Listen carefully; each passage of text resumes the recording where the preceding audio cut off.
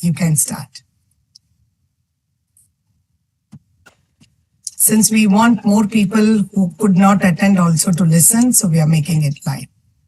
Recording in progress. So thank you so much for joining, for everyone to join on time for the session. Now we are just moving to the next kind of different way to look into the cyber safety. For the last three technical sessions, we were learning about how to take care of our device, how to take care of our social media, how to take care of ourselves financially. But now we are moving to a session to understand how we will take care of us psychologically as well as physically. Because we were already, we are seeing that there is a lot of issues that's happening because of overuse of internet or overexposure or because of the cyber threats. It's not just affecting basically the technical aspects alone. We also have impact on our psychological and physical aspect. So today for this session, today we are going to learn about digital wellness. How are we going to take our wellness in the digital space basically? So we have with us a very experienced, renowned resource person with us, Dr. Smita Deshpande. She's a professor of psychiatry in St. John's National Academy of Health Sciences, Bangalore. And she is part of our resource team who prepares the modules on this area. And she has, it's not just she's coming and going to talk from here from the theoretical knowledge she has, but she has been part of the clinic which was handling, she earlier worked in RML in Delhi. And they are all renowned people who are working on this area, supporting really in the field. They are handling cases who are coming with these issues to them and they are handling people. So it is very important as teachers to have understanding in this area also. How do we really take care of our wellness in the digital space? So with this note, I welcome Professor Smita Pandey for this session, and I just hand over the session to ma'am. Ma'am, you can share your presentation and you can continue the session. Thank you.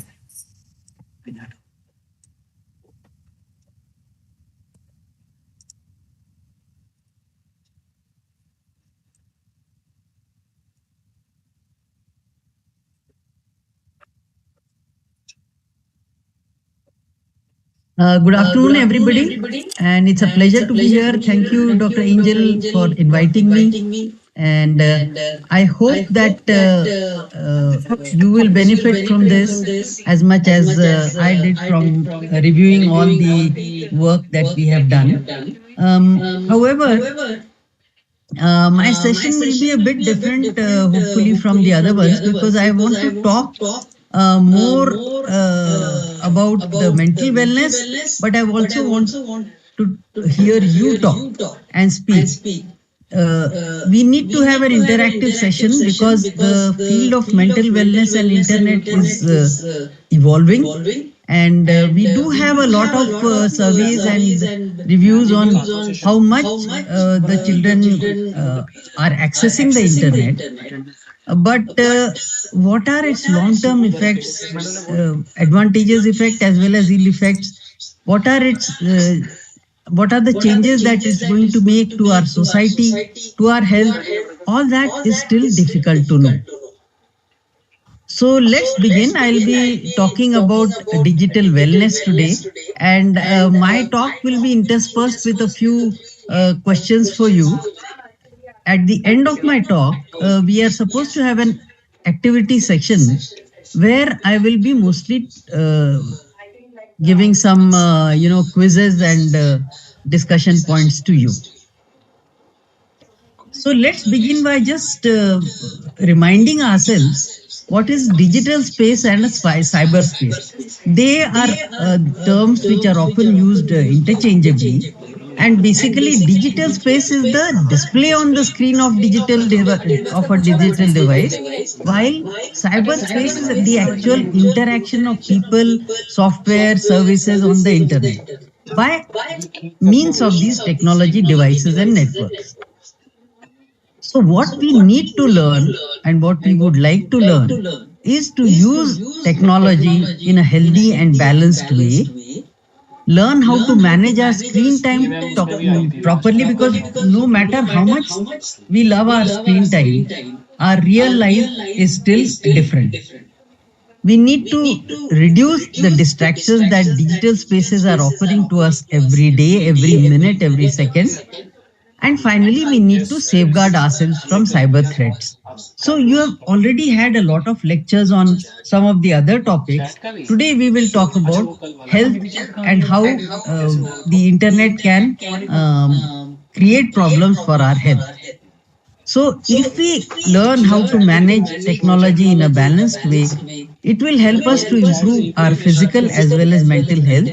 It will improve our attention span and overall well being, not just getting to the health, but actually flourishing and feeling well. So, as one of the big educationists, Rebecca McNutt, said, these days we have smartphones, smart cars, smart boards, smart everything. But consider this, if technology is getting smarter, does that mean humans are getting dumber? Well, some people say that humans are getting dumber because we have started depending so much on our phones and on our computers for helping us to remember things. So the more we depend on our technological devices, the less we have to keep in our own brains, and the less we keep in our own brains, the dumber we become.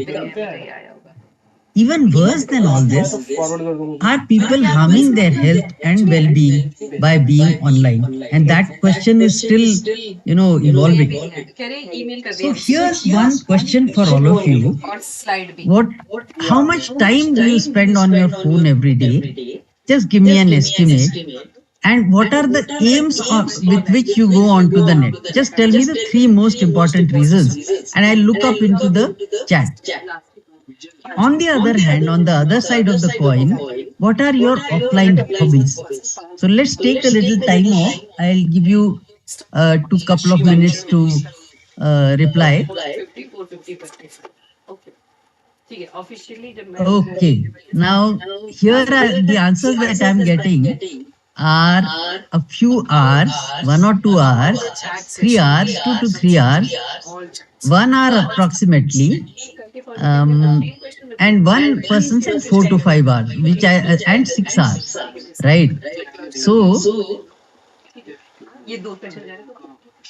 the audio is low. That's I'm sorry. I think my own audio is fairly. It's at the maximum.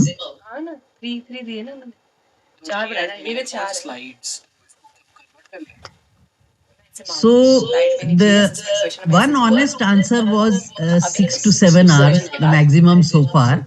Hobbies are cooking, dancing, reading books. 8 hours. Oh my God! WhatsApp. WhatsApp is your hobby. Okay. So Pallavi ji writes that she is online a lot of the time because of professional demands. Another hobby is playing chess. That's interesting. Nice. So I hope, madam, that you encourage your students to become chess champions. Okay. Reading books. 4 to 5 hours, including social media and YouTube. For 3 days, 1 minute in the online for about 4 to 5 hours. Okay. 6 hours official work. So it seems to me that people are even spending up to 8 hours, 8 to 10 hours, in fact, online. That's a huge amount of time. But it could also be because they are professionally involved in online work. What I meant was going on to the net for your own purposes, not official purposes. 6 hours minimum on the internet for learning new concepts. That's nice. 1 hour. Okay. Playing carom, playing chess, cooking, dancing. Nice. School work, okay, educational video. So people are going online both for their work as well as for their um, leisure. Gardening, okay, around 9 hours. So that was the maximum so far, 9 hours. Watching news, Facebook, and official WhatsApp messages. I didn't ask. Okay, I did ask you what was your aim. Well, aim, okay, listening to music, reading, dancing, playing chess, playing carom. Strictly 1 hour. Uh, Mr. Saha, would you mind telling us why have you written strictly 1 hour? Okay, gaining knowledge. Why are you on the net? Gaining knowledge, entertainment, interaction with friends. And many people are on the net for educational purposes and because of their job. Information for reading the newspaper, coding, okay, walking, badminton. So broadly speaking, cooking, dancing, various types of indoor and outdoor sports, reading, those are the hobbies. And okay, texting, social media, WhatsApp most quite a lot, some Facebook, school work, chatting, hobby of painting. Okay, so thank you so much. Shall we stop here?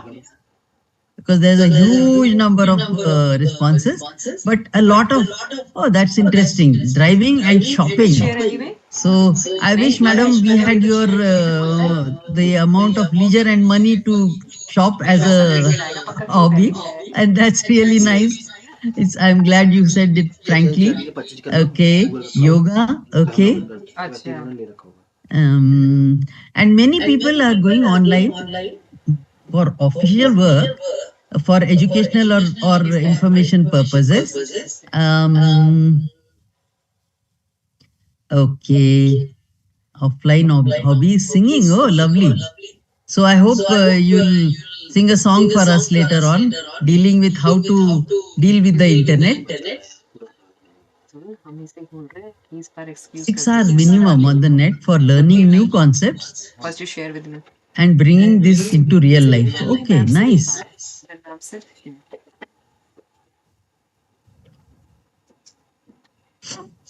Okay, reading books offline. I hope all of you are also reading these interesting posts. I am very social and go for an evening walk. Okay, that's nice. Reading book, spending time with my family. Okay, great. Wow.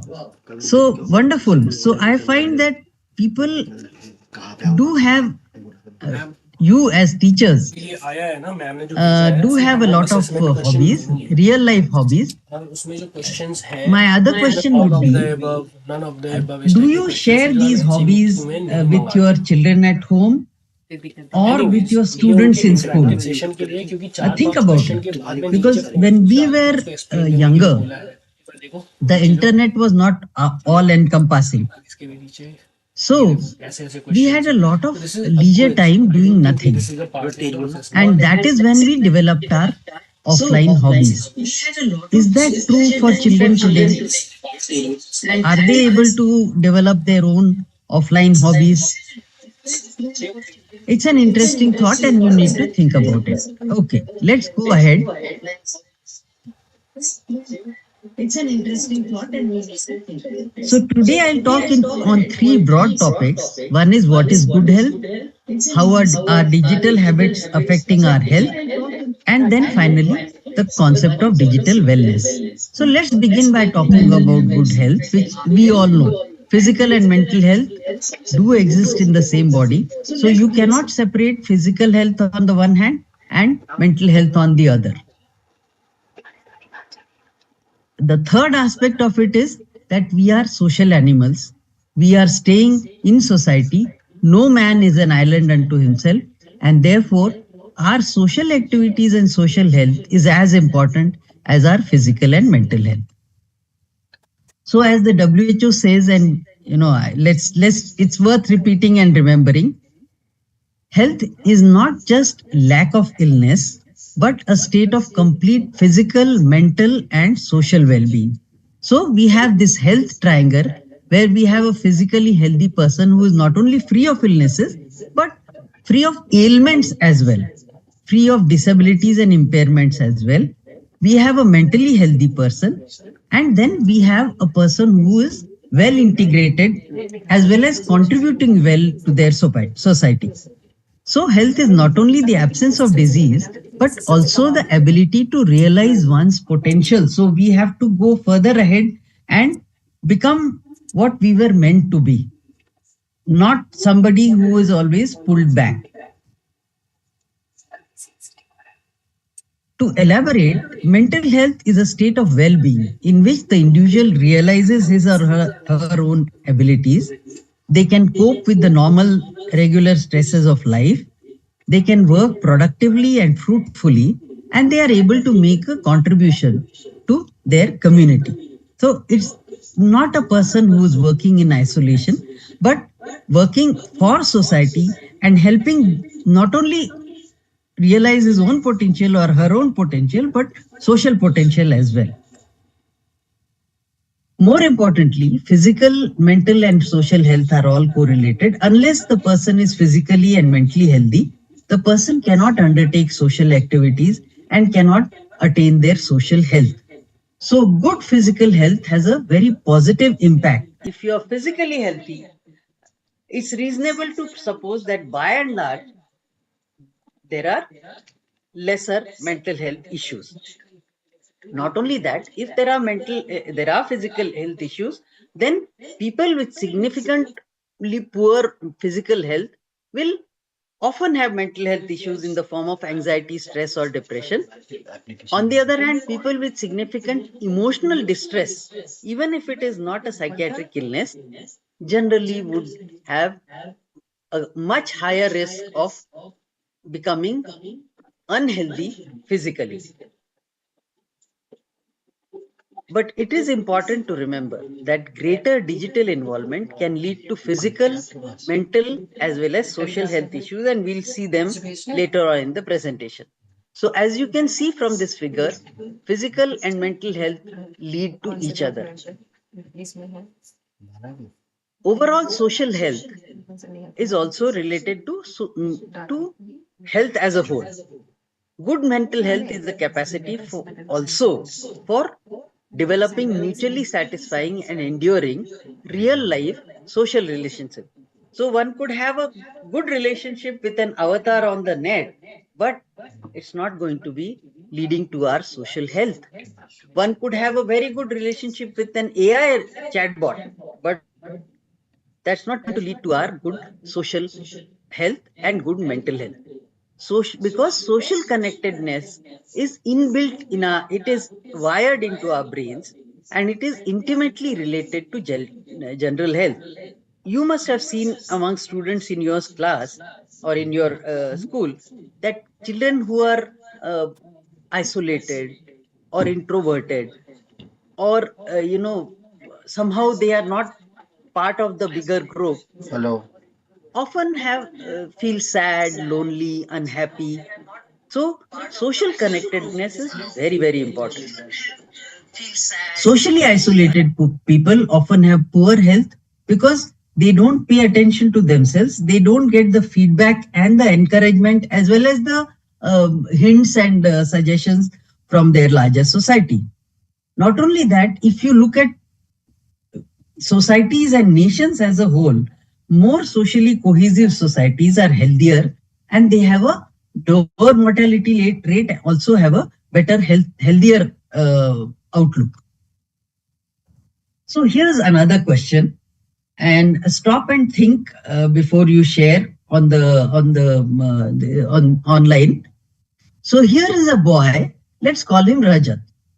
So he's a nice, tall, healthy-looking boy, but he remains isolated because he feels he is no good at anything.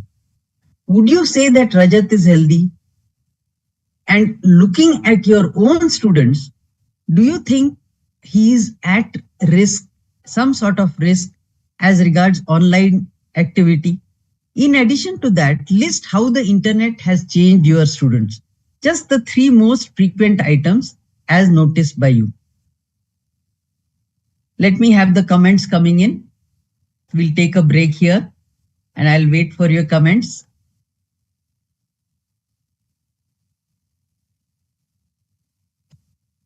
Wow, I have another 82 comments. Yes, he's at risk. He's introverted and silent. He's isolated. Maybe he's being threatened by somebody. He's under stress. He feels tired. He's isolated, underconfident, introverted, low confidence. Right. He's shy, anxiety, lack of confidence, addicted. No, I don't know. Yes, his chances of becoming addicted to the net are probably higher than a person who's socially connected, simply because the person who's socially connected will be very busy with their real life activities, and they will not have so much time to go on to the net. So all our master trainers are saying that he's shy, he has not doesn't have confidence, he's not healthy, he's less self-esteem, isolated, depressed. Yes, very true. So tell me, in your real life, what have you found? How has the internet changed your students? Yes, I agree. He's introverted, silent. He's not healthy. We will not define him as healthy because he's always isolated, feeling down, lower self-esteem. Yes, but what have you found in your own students? Can you tell me that? Okay, you've found net addiction, low attention span, distractibility, anxiety, comparing themselves to others, less interactive, never pay attention, low esteem, low attention span, not improving their thinking ability. Okay, they are spending less time in the program. Absolutely correct. Whatever you have observed is absolutely correct. Behave like an android. That's an interesting observation. Instant gratification. Okay. Capacity to write in the exams is reducing. Okay. They were getting busy. They hide things from teachers or parents. There's increased dependency.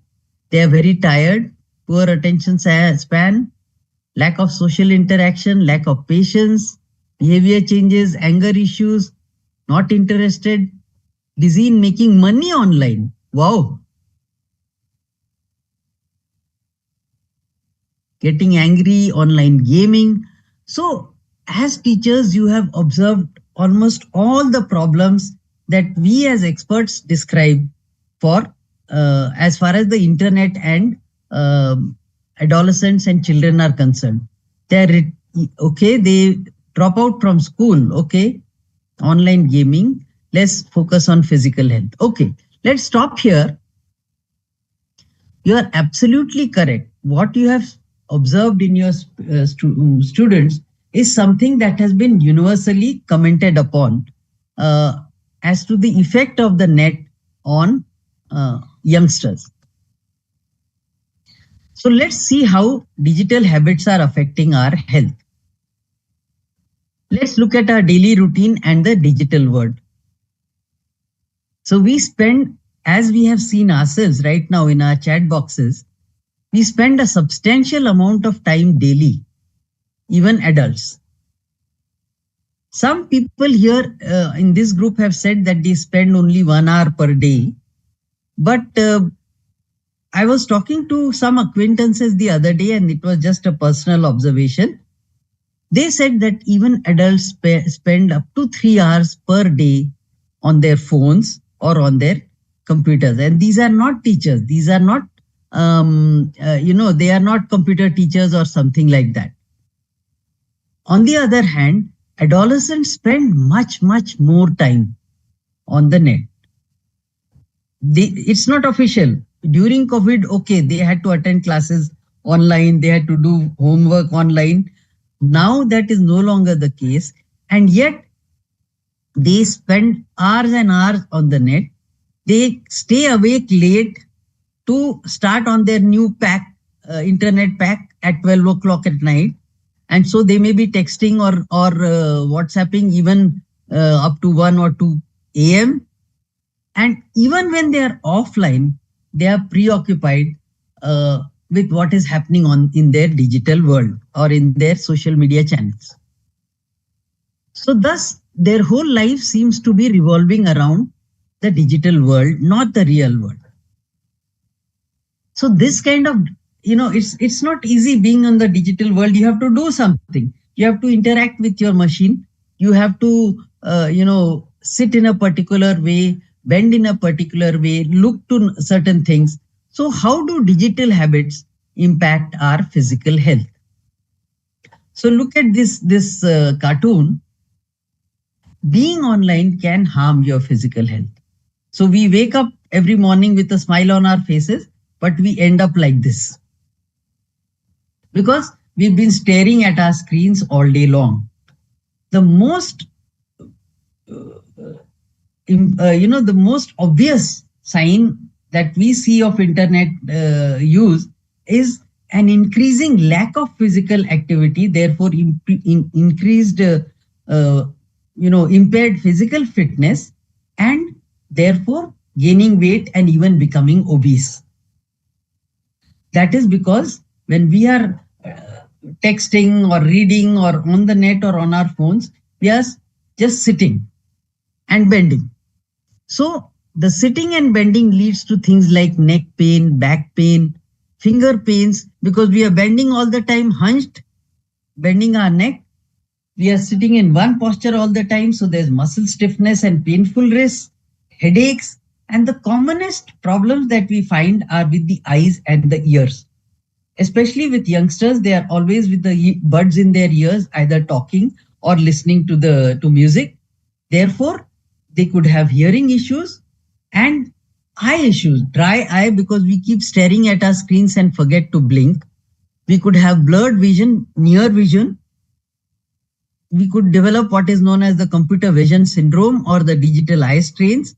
We may become sensitive to light because we are always in this bright light. Very commonly, apart from the weight gain, we have sleep problems because the screen itself and its contents thereof is exciting.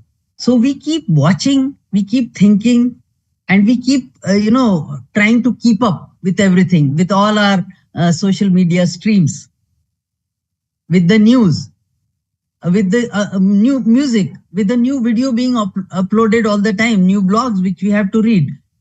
This sort of being in a state of constant excitement leads to sleep problems. So we have a number of very charming names for all these things. Cell phone elbow, computer vision syndrome, smartphone pinky, tablet hand, texter's thumb, texter's neck. Very nice names, but that doesn't hide the fact that this is ill health, they are painful, and they are difficult to treat. Because, if it's posture, one has to keep changing the posture consciously all the time. That's not easy. So, while these things look charming, they are bad for the body. Digital habits also have an impact on our mental health.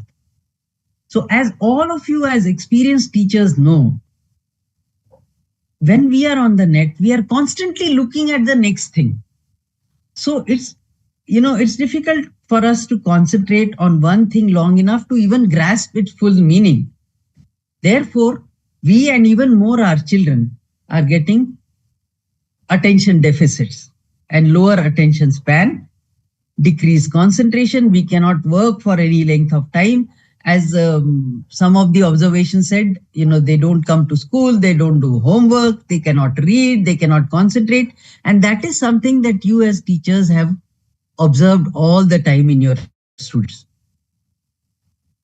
What all this leads to is a feeling of constantly being excited, a constant feeling of stress, wondering what we have missed, trying to keep up all the time with all the information that is coming onto the net. And if there are any bad consequences, then it could lead to anxiety symptoms, depression, or even, some sort of psychiatric syndromes like post-traumatic stress disorder, especially if the person has suffered from some really bad effects uh, of the internet, which we'll come to later. So in the morning, you had our expert talking about the harms of social media, and he gave some very real life examples which he himself has seen. That was very impactful. But he spoke about fear of missing out. Absolutely. That is one of the constant things, because when we are children and when we are adolescents, we want to be part of a group. As I said before, we are social animals. So we like to merge into the group. But social media is constantly evolving, constantly messaging, constantly upgrading. So it becomes very difficult to be part of that group. On the other hand, if we just talked about Rajat, a person, lonely child like Rajat, who stands out, may well be subject to bullying, to harassment, to trolling by his classmates. That itself leads to very bad mental health. At the other end of the spectrum, since the person, suppose they are themselves blogging or themselves media star, internet stars, they become very self-centered. They have self-image issues. They are online, constantly trying to see themselves as others see them, beautifying themselves or becoming more modern or becoming more fashionable. They try to increase their self-exposure by having more followers, more stars, more likes. Apart from that, the bullying may go on to sexual harassment as well, not only amongst children and adults, but amongst children, teenagers, adolescents, especially themselves. One dangerous thing is this question of cyber suicide. On the net, you will find every type of group.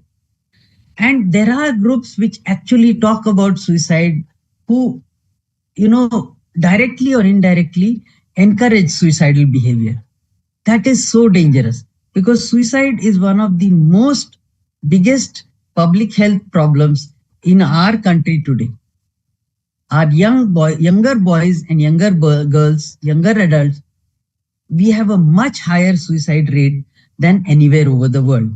So added to this risk is this cyber suicide thing.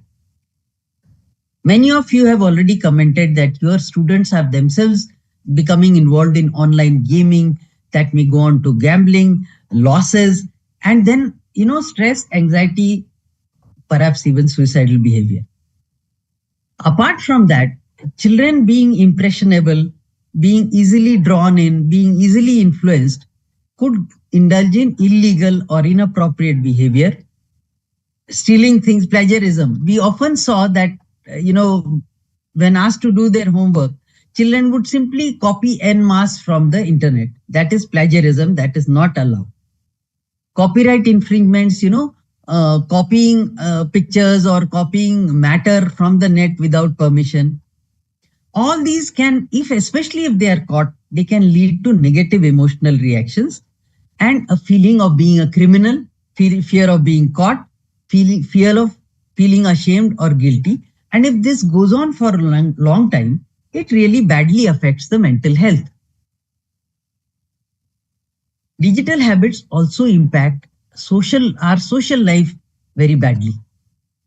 Because what happens, the first thing is, when we are involved in our phones and on our laptops and in our Facebook and WhatsApp, we withdraw from real life. So adolescents even more so. Social withdrawal from real life, neglecting real life duties, school, friends, and many of you have commented that they miss school. They don't do their homework. They are falling behind in their lessons. They are unable to answer their exams properly.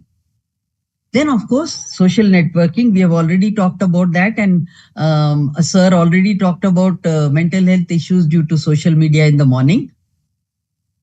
Even worse, social media and media as a whole creates biases of us against them.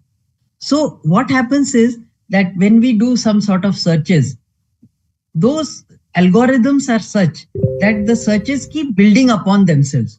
So if, for instance, we have a bias against X and we maybe look at a post against that X topic, we will keep getting bombarded by the same topic over and over again.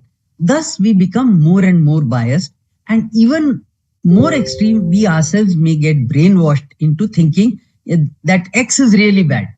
Whether X is really bad or not, nobody knows. We have not bothered to find out.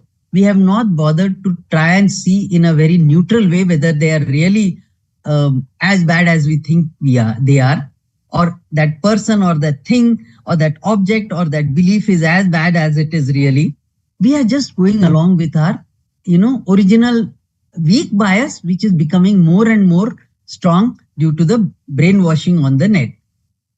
Girls especially are continuously exposed to the ideal body, the fashionable body, the fashions, the clothes, the makeup, and blah blah blah. Boys are getting exposed to these bodybuilding images. So being young, being impressionable, being easily influenced, children often develop body image issues. In concrete terms, they also become exposed to online scams, or they may become victims of blackmailing. They may become victims of sexual harassment, sexual trafficking. We read of so many girls and boys getting entrapped into relationships because of their preoccupation with the net and so on. Some time ago, there were a lot of challenges on the media. The ice challenge, throwing ice water over yourself, or the Pokemon challenge. There was one challenge when one had to keep looking for treasure all over the world, and so many people, so many adolescents jumped, or fell down or hurt themselves because of that. And I have already talked about cyber suicide. So self-harming messages, photos, and videos are uploaded, and they are admired by certain adolescents, and they themselves can indulge in similar behavior.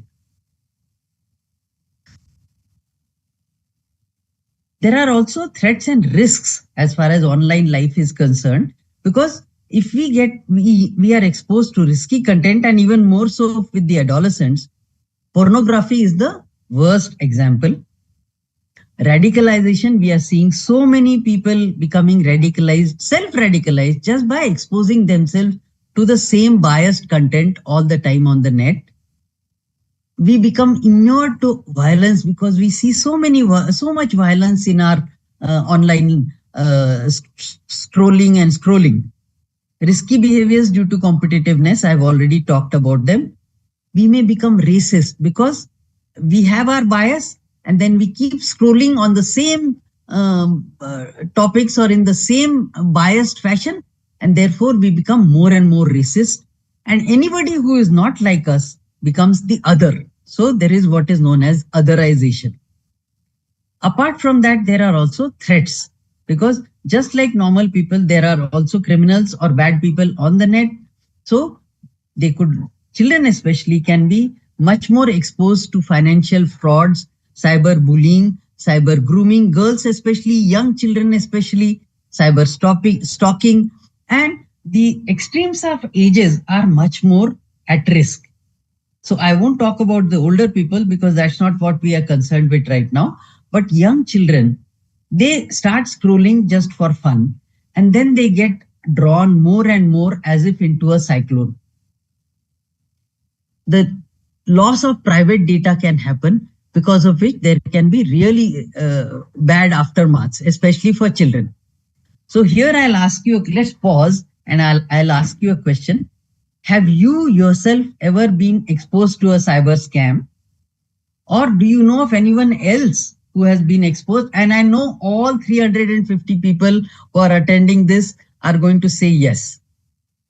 For instance, I remember when I first went on email more than 40 years ago, I was exposed to that Nigerian scam that I got an email from a friend saying that I'm stranded in Nigeria.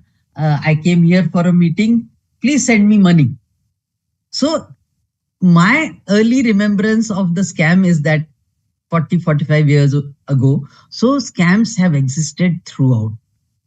But how has your health or somebody else's health been affected by being exposed to scam? So now I have 95 messages. It's not possible for me to read all this, but yes, stress, scared, anxiety. Yes, this is an ongoing thing. See, just imagine shame, shock, being fearful. Yes, fear, stress, badly affected. Yes, very true. Yes, for getting a food license certificate from a fake website. Okay, food license department. So just see, they are able to imitate official websites so easily. Yes, it took 1 month to get rid of the trauma. Yes, you feel so insecure, anxious. Yes, fear, stress, reputation loss, financial loss. Yes, afraid to transact online. Very true. So that is a recurring theme that if you are yourself a victim, you feel very vulnerable, you feel insecure, you feel shaken up, and that shaking up goes on for a long time. So wouldn't you say that that's emotional stress? That's a sort of a mental health issue. I would. It's a temporary issue, but still it is a mental health issue, and that happens because of exposure to the internet. So, how do we encourage digital wellness? What do we do to make ourselves better? Well, first of all, we have to look at after our body, because our body is the dhacha, the scaffolding on which all our uh, the rest of our social, mental, emotional health rests. So, how to mitigate the negative physical effects of being online? Let me just look at two new messages on the chat and look at this. I am also getting a fear of missing out. I know a women employee who's retired and got trapped in money fraud through meditation. So, these things happen. So we have to be cautious. You have been continuously being educated since yesterday about how to protect yourself when you are online. And I've listened to some of those lectures and they were really very useful. You need to keep going back to them and remembering them and actually bringing them into practice, not just theoretically remembering them, but actually bringing them into practice. So, what are some of the things you can do to mitigate the physical effects of being online? Simple health habits, good nutrition, good exercise every day, and regular sleep habits. Those are the three pillars on which good physical health rests, and there is no compromise. You have to do it. Remember always to drink water. We have a hot country. In fact, everywhere is getting hot. So keep drinking water regularly. How to protect your physical health while being online? Well, keep moving, keep changing your posture. Walk if possible, stand up if possible, close your eyes in between, and just relax. Change your shoulder, change your posture, change your arms, or do the scrolling in a different way so that your wrist and your fingers are also rested.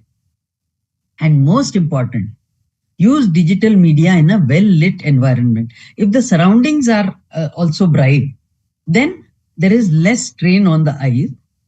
It's easier to look at the screen and do even your official work, because as I read just now, people are have to be online for up to 8 hours per day. That is a huge amount.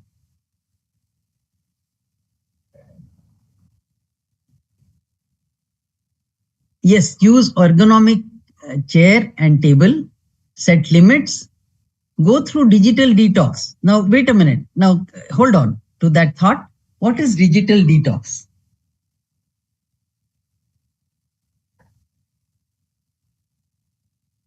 Al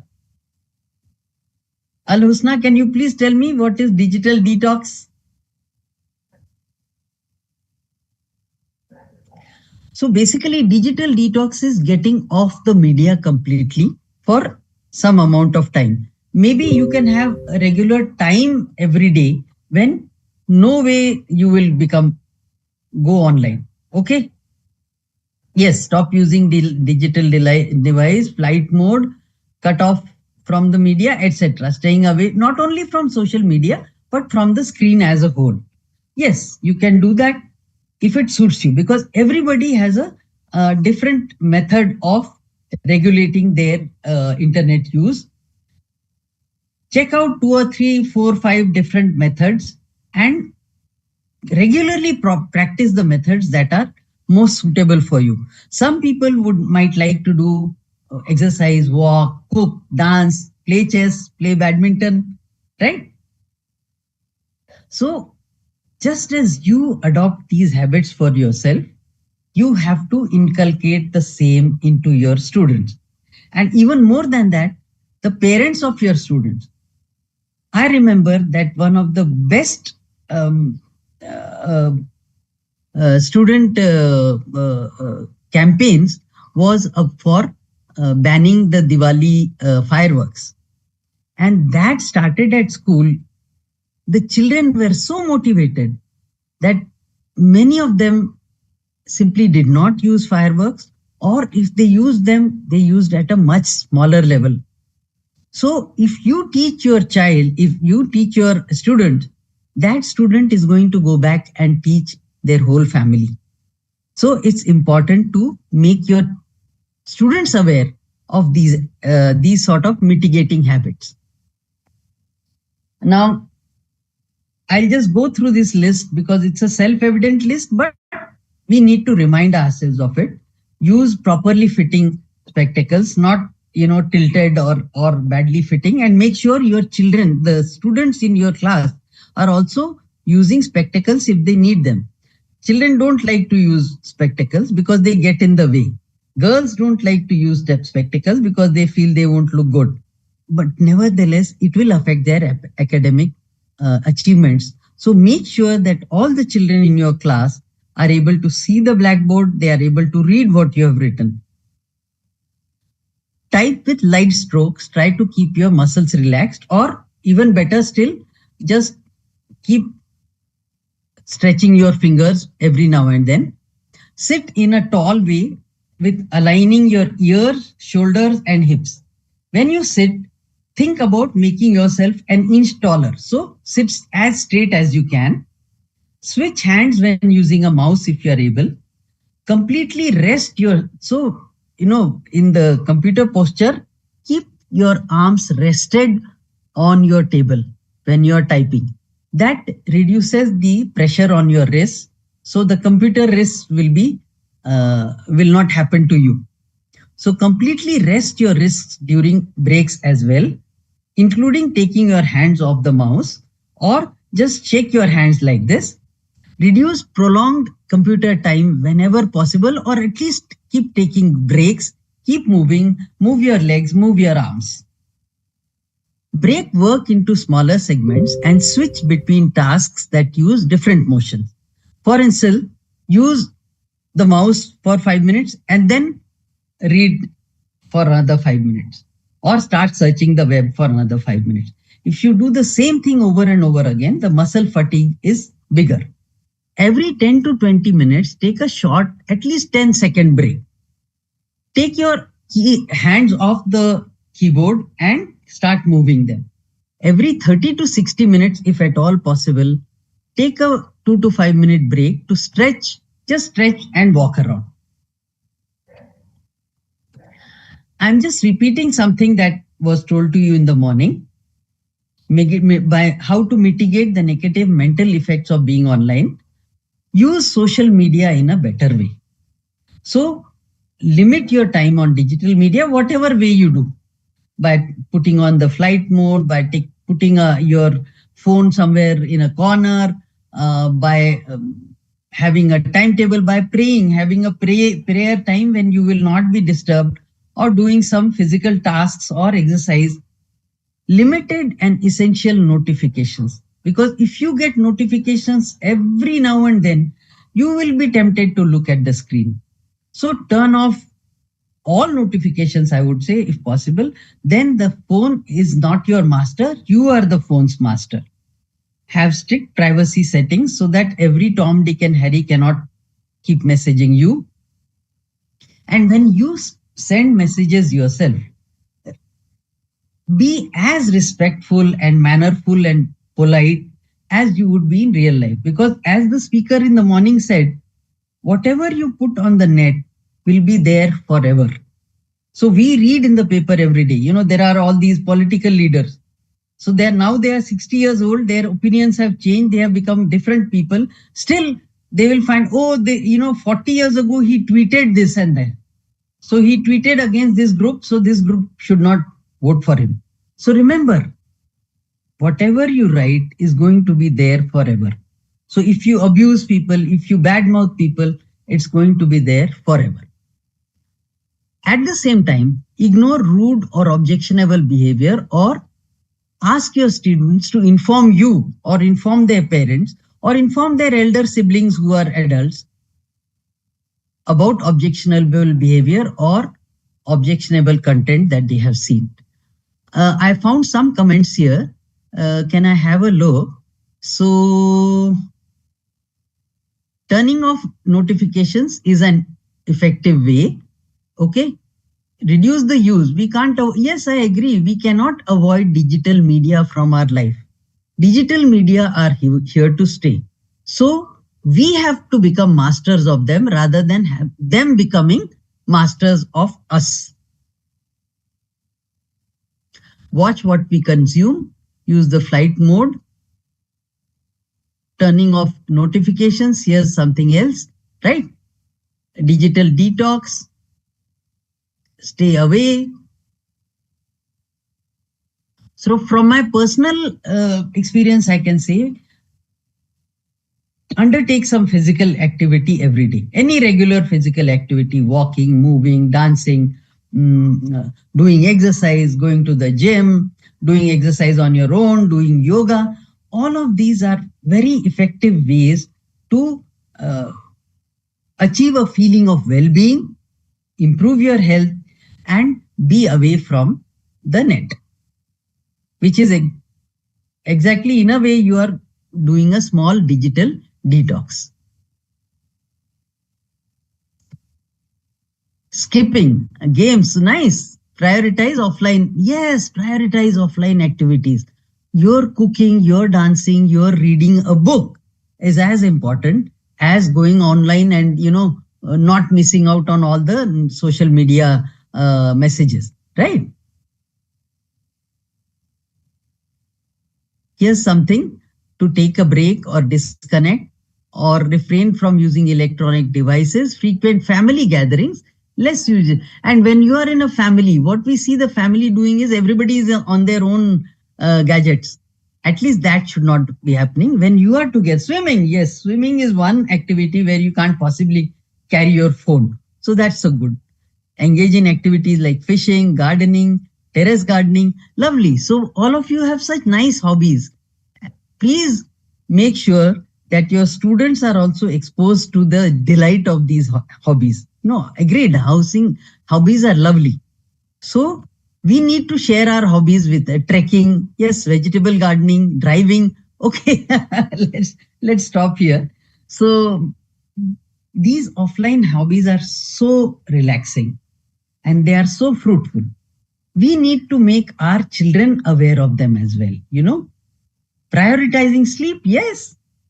How many people are there in the audience today who can sleep whenever they want to? When we were children, we used to boast, I can go and sleep anytime. I have no problem. Maybe because we didn't have any other distractions. We didn't have social media. So what we could do is that we could just switch off and go to sleep. That's not happening to our children. What happens is that those children are constantly preoccupied. What's coming out on Instagram? What's coming out on Facebook? Am I missing something? What did my friends say? And so on and so on. So that luxury of relaxing is no longer available to our children, which is so sad, right? One sec. let me just go up and just look at the chat a little bit. Oh, it's all mostly I can and yes and me. Okay, no problem. We are even connected to our boss at home. Yes. So the boss will never leave you alone. If you are government servants, you are supposed to be 24/7 on duty, but that doesn't mean you have to be really on duty. You can check your phone at your timetable, right? You could turn off all notifications except the most essential ones, and you could find a way out. After all, the world was still moving when we didn't have a smartphone. So, as I said, it looks as if most of you do have offline hobbies, and I'm really happy to read that. And some of those hobbies are quite unusual. That's nice. So, cultivate an offline hobby, anything, embroidery, knitting, cross stitch, artwork, painting. There are, remember that you will get friends with these same hobbies even online. And that will, आपके hobby पे 4 चांद लगा देगा. Because when you have friends who are online as well as offline, who share in your delight, who share in your hobbies, that itself is a very satisfying, satisfying happening. Okay. Involved in real life games, real life friendships. There's nothing to beat you getting ready, getting out and meeting a friend rather than just, sitting and having an online meeting. We often have online meetings. Yes, we have online training, but we often find ourselves saying, real life, it has something extra. That something extra is the social connectedness, which is really wired into us.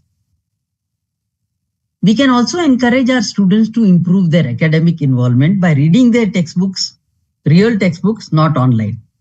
And always be mindful. Whatever you're doing, do with your full mind and your full heart. That will give you much more enjoyment than if you are, just somehow mechanically doing something. And of course, repeatedly, all the experts I find have been saying this repeatedly. Inform yourself of online risks and protect yourself against those online risks. So set limits. By all means, you can order your students to keep their phones outside during your period. At the same time, you need to educate your students, not only educate your students, but yourselves, as well as the parents as well. And look, when people are online, they are spending some time online. Once they go offline, they are free. They don't know what to do. So create alternative behaviors to fill up the time. That is one very sure short way to get them away from the nets. Let them do something that they can concentrate on, that they can attend to, that even more if they can enjoy it. At the same time, regrettably, there will be children who will not be able to control themselves, who will get into, traps, internet traps. There could be cases of cyberbullying, and just like real bullying, please remember, please keep an eye out for cyberbullying. There are some excellent, serials, TV and other serials about bullying and even cyberbullying, which has even ended in death of children. That should not happen. That feeling should not come to you. Even more than that, cyber stalk, young girls, young children being stalked by adults, being encouraged, groomed, encouraged to expose themselves, being trapped into pornography. Things have happened. And if these things happen to your students, to your children, you should know where to go. Not only that, if you see significant behavioral change in your students, they look stressed, they look worried, they have bags under their eyes, they look tired, they cannot attend, they feel sleepy, they look worried. Sometimes they are sweating and panicky. Or you see that one child who was otherwise happy and bubbly and smiling is becomes sad, withdrawn, doesn't seem to be enjoying anything. Or there can be features of addiction. As you said, students missing classes, or parents coming and complaining that he's constantly on the phone. They, even if we tell them to stop, they are not stopping. And no matter what happens, they going on the internet for them is the most important thing.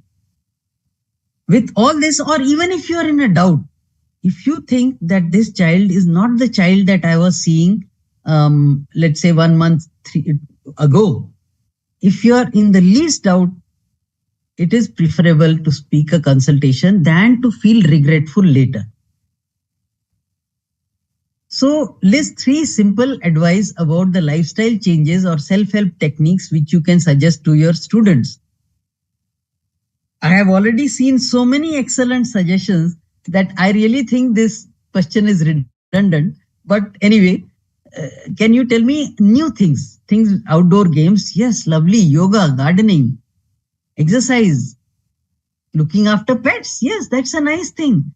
Music, okay. Great. Great suggestions. Yes, hydroponics. Yeah, growing plants in water, cooking, talking to people, yoga, meditation. Perfect daily routines. Well, that's a little difficult. Nobody has a perfect daily routine. Playing, engaging in arts and crafts, physical activity. Physical activity is something which is a recurring theme, and it also helps in your overall health. In fact, physical exercise also helps improve mental health because it releases the feel-good hormones in the brain, helping the elders in the family. Yes, looking beyond themselves, looking outside of themselves, maybe look at the environment, protect the environment, grow some trees. Okay? Lovely. So you have such excellent suggestions. I hope somebody from the team is recording all this, or please, they are wonderful. These are wonderful suggestions and they need to be disseminated. Pledge taken against cybercrime. Okay, great. There is an interesting message here saying go to the village and see how villagers are enjoying themselves. And I'm sorry to say, even most villagers are now on their smartphones. So we have to educate ourselves, and we have to educate the people in our environment whom we can influence. Right. Okay. Right. So please encourage all these hobbies in your school.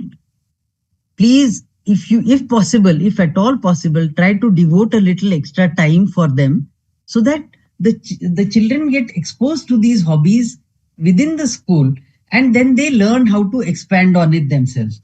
Having clubs in the school, having get-togethers where people with children with the same interest can get together, and there are so many other ideas that you can think about. So what can the teachers advise their parents and children?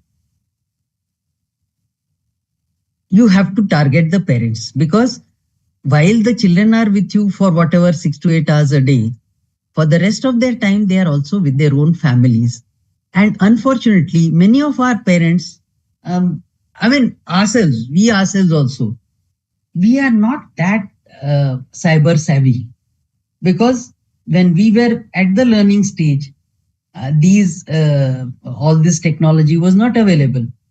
So I see many mothers, many fathers who are very naive about the internet, and they bring children with who are addicted to internet, and the parents take a lot of time to even recognize that issue. So as far as possible, if at all in any way you can communicate with the parents, please do communicate with the parents of the child as well. In any case, whenever you see a child who is not the same as she was, a month ago, it is always better to communicate and call the parents and talk to them and find out if something is wrong. Encourage the parents to help their children develop social skills and in-person relationship. Go visit the neighbor and talk to them and say namaste rather than ring them. Go to the shop and buy something yourself rather than just ordering it online. Encourage unstructured and offline social connections as a daily priority. Every day, who did you talk to? Who did you interact with? So set a goal, maybe 2-3 people, you will definitely go and talk to them today. Teach children about technology safety, using technology in a safe manner, and empower them to be responsible online participants at appropriate ages. See, even for small children, we teach them about stranger danger. We teach them about not going out with strangers, not talking to strangers, not accepting sweets from strangers. Can't we teach them the same thing about online? That not accepting praise or not accepting invitations from online strangers. It's the same thing. Discuss about their reporting options, provide support without judging in case of cyber harassment or cyber stalking. So if the student gets scared or is exposed to some risk online, don't blame them. Talk to them. Look at their options. Who can they go to? Can they go to their parents? Can they go to their elder siblings? Is there an uncle or aunt or a grandparent who can help them? Can they go to the police? Do they need to go to the police? Do they need to report to some higher school authority? All those things can be discussed. And it needs to be done in an age-appropriate way, beginning with whatever. Because very soon, our very young children are going to be exposed to these social media channels, unless we are like Australia, which has just banned all kinds of social media for younger children. So build parental awareness. Encourage your students' parents to have family discussions and rules about media use, that media cannot be used in maybe dining room or in the kitchen or when you are doing your homework. You cannot have your phone next to you. Teach them how to balance their online screen time and offline screen time, offline time, social time. What are the contents that they can access and what they should not access? And phones these days also have their own limits. So you can teach your parents how to control that. Have some sort of a family plan so that parents can keep an eye on where the students, their children are going. Not under any circumstances disclosing personal information, and have some device-free family times. All of us have rights and responsibilities, rights and duties in digital space. Let's just have a quick look at some of them. We need to protect intellectual property rights. So we cannot just copy and paste from other people's writing. Your students should need to know that, because that's a legal issue. We need to protect ourselves from security threats. We need to set limits to freedom of expression. Just because we cannot see the person in front of us does not mean that we can issue threats to them online. We need to be as respectful and as careful online as we are offline. Protect the ability to switch off from work.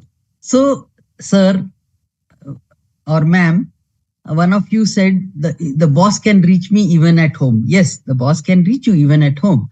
But suppose you were doing puja, would you still be looking at the boss's phone? No. Suppose you were having a bath or eating your meal, would you still be looking at the boss's phone? No. So you can certainly inform your boss that there are certain times when I am involved in certain work, or I am supervising the children doing something XYZ, when I may not be approachable. But as soon as I am through with that job, and as soon as I can, a gentle reminder, ma'am. I'll check my... The session is to be over with the 5 minutes. Yeah, but after that we have some activity, right? Ma'am, the session timing is still 3:15. Okay. So become role models, maintain data safe from hackers, teach students not to falsify their identity. Many times especially the older students, 8, 9, 10th, they falsify their date of birth to access adult online content. That should not be allowed to happen. Teach them the values of honesty, truthfulness, loyalty, etc. Always encourage students to report bullying, harassing, sexual texting, or identity theft. Never plagiarize, do not illegally download digital content.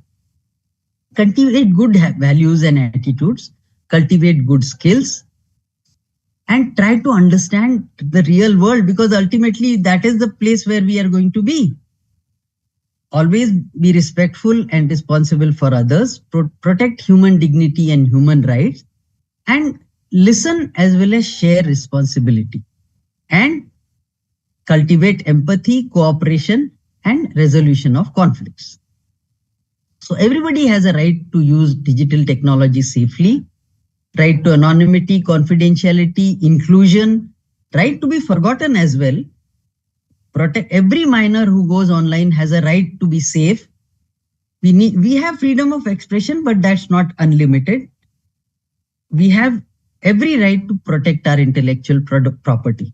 And therefore, we need to adopt all the norms of digital citizenship as we do for regular citizenship, and right to privacy of content. In conclusion, let's remember what the World Mental Health Day said in 2021.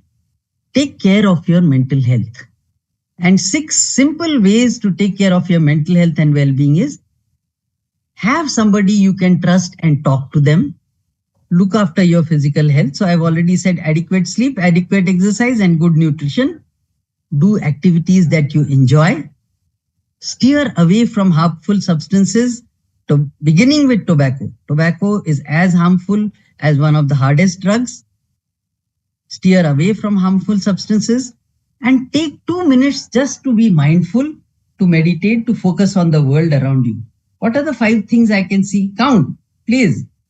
What are the 4 things I can hear apart from my voice? What can I smell?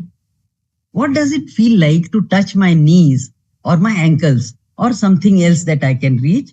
How does it feel within my fingers? Those are the mindfulness exercises which will help you to stay in the moment and remember what you are doing.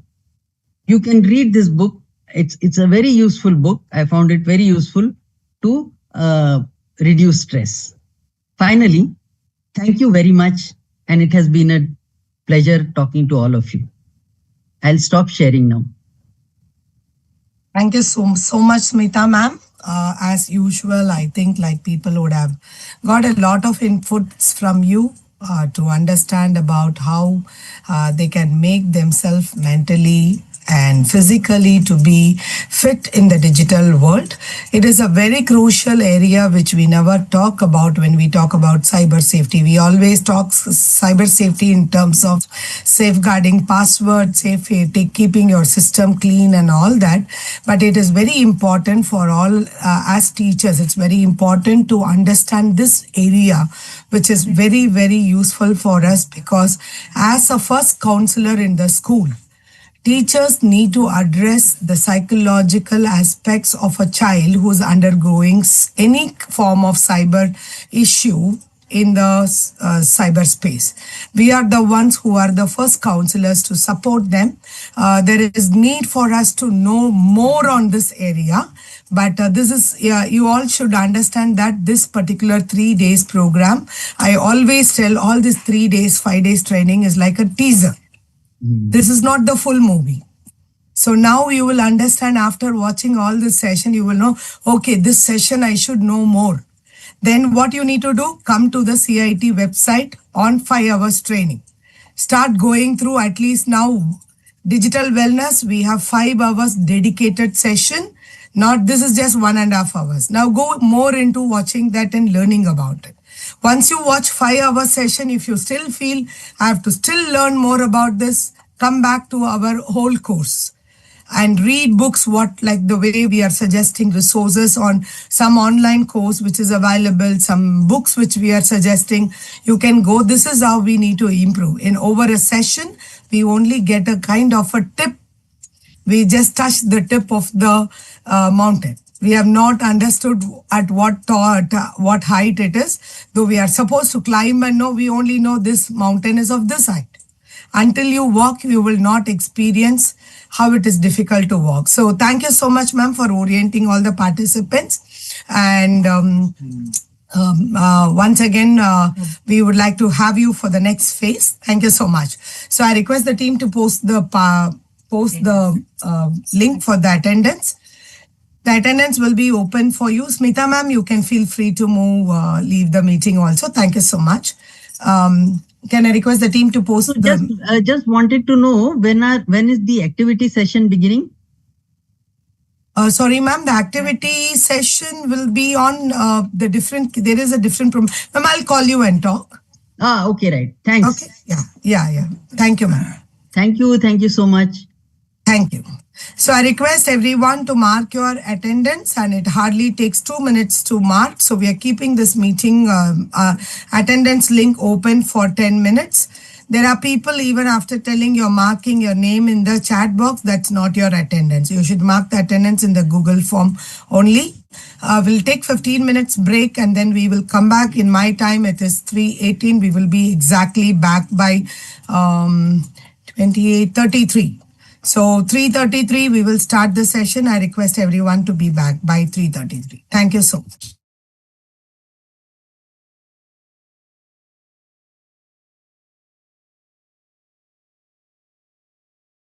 Recording stopped.